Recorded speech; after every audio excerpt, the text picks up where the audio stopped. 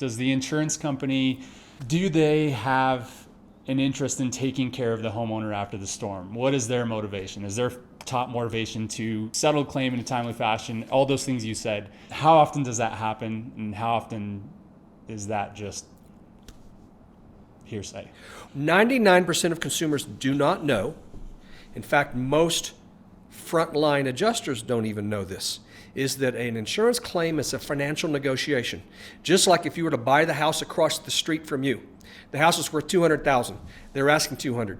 Are you going to offer $200,000? No, you offer $180,000 in the hopes that they're stupid. You can buy the house, a $200,000 house, for $180,000. Yeah.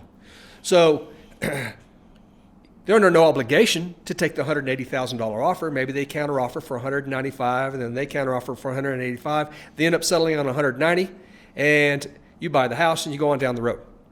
An insurance claim is a financial negotiation.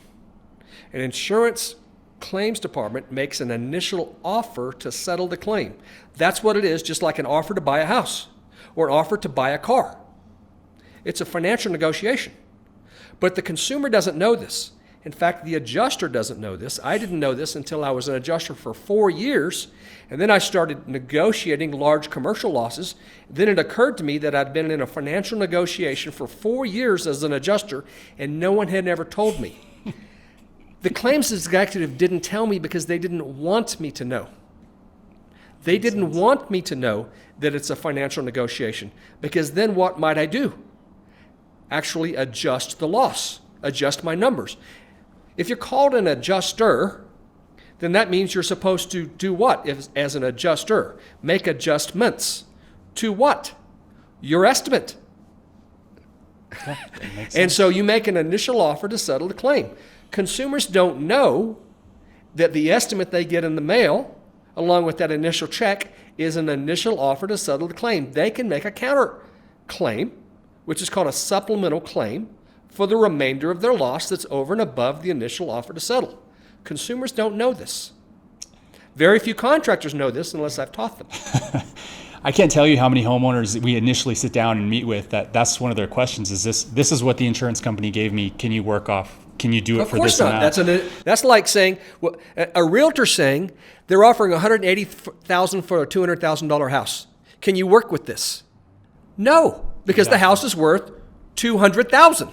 Why would I accept a $180,000 offer on a $200,000 house? So why would you accept a $12,000 offer to settle on a claim that's a $20,000 loss?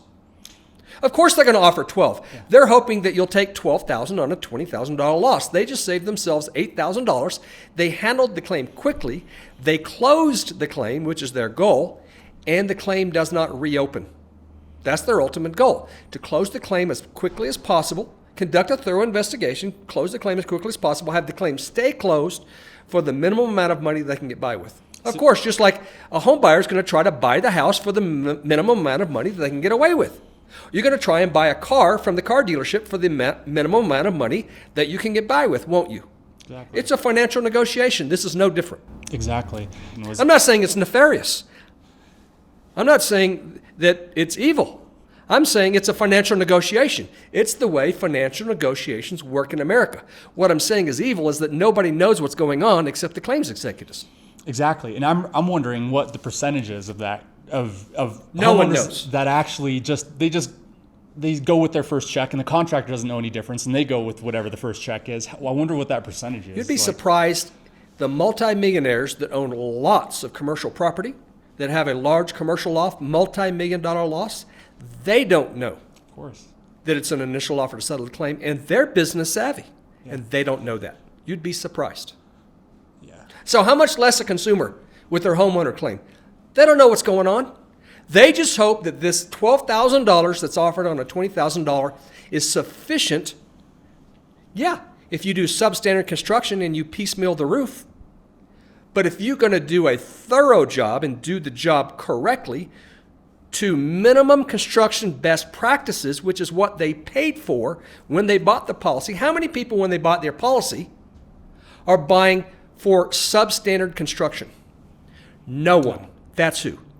At least minimum construction best practices, right? So if you put together an estimate to adhere to minimum construction best practices, you come up with a $20,000 estimate, and they're making an initial offer to settle for 12. So we have to educate the consumer that this is an initial offer to settle. It's a financial negotiation, and only someone who's really not savvy at all would ever take an initial offer to settle a claim. Just like no one would take an initial offer to buy your house that's a low-ball offer to buy the house, or no car dealer is going to take a low-ball offer to sell a car. No, absolutely not. Of course they're not. They're going to counter offer. So why doesn't the consumer do that? Counter offer with the $20,000, which is what it's going to cost to bring the house back to its pre-loss condition, using materials of like kind and quality for the same use and occupancy, with minimum construction best practices. How about that? Sounds good to me. Make sense? Yeah, 100%.